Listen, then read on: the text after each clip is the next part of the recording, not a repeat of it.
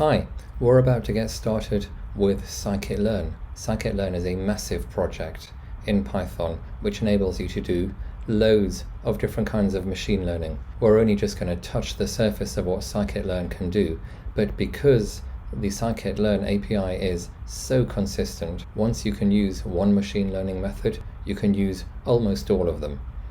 Google scikit-learn on the web and you'll end up here. Their front page, scikit-learn.org. There's a getting started page. If you go down to the bottom of the getting started page, you will find somewhere down here a link to tutorials. I would recommend, to the extent that you have time, you try going through a few of these tutorials just to get an idea of how it works. But what we are going to do right now is we're going to head over to the notebook that I've given you, which you've downloaded from Moodle, notebook 03B, linear regression, one variable with scikit-learn.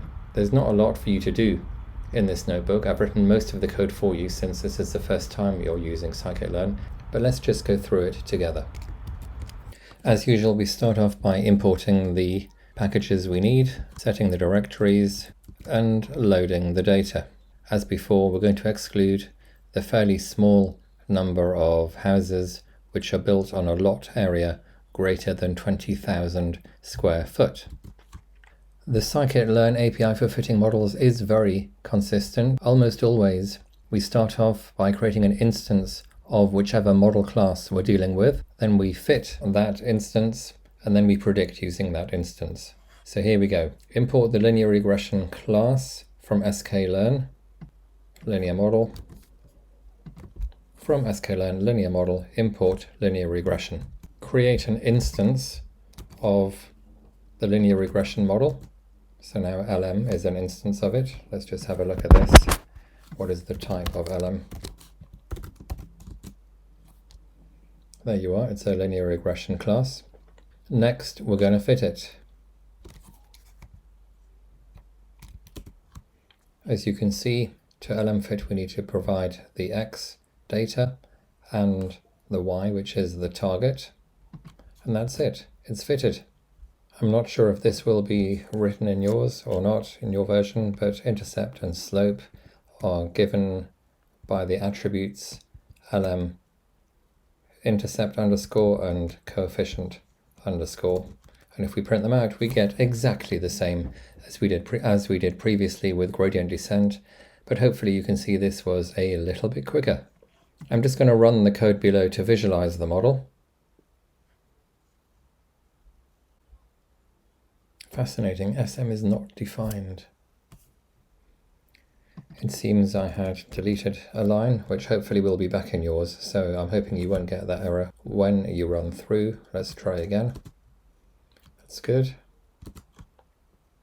And finally, we get our fitted model. Now, let's look carefully at what we've done here. The dotted line is our model. The intercept is 92,000, and it has a gradient of $9.3 per square foot of lot area, and it goes up gently at that rate. But you can see that the data probably doesn't do anything like that.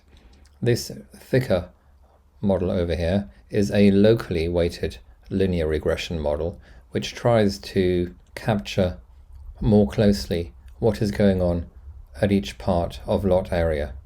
It's a bit over smoothed. I actually think I'm going to reduce that slightly to say 0.15 so we can see more clearly. Yep. This is the pattern we saw originally. It goes up a bit at the beginning, and then it goes down, then it goes steeply up, and then it tails off slightly at the end. Lots with higher values of square foot. The price doesn't seem to increase so steadily anymore. In fact, it might even be going down slightly. This is a problem with linear regression the way we are using it. The effective lot area is not the same all over its range. If we are going to fit sensible linear models, we are going to need to deal with this, and we will indeed come back to it later on.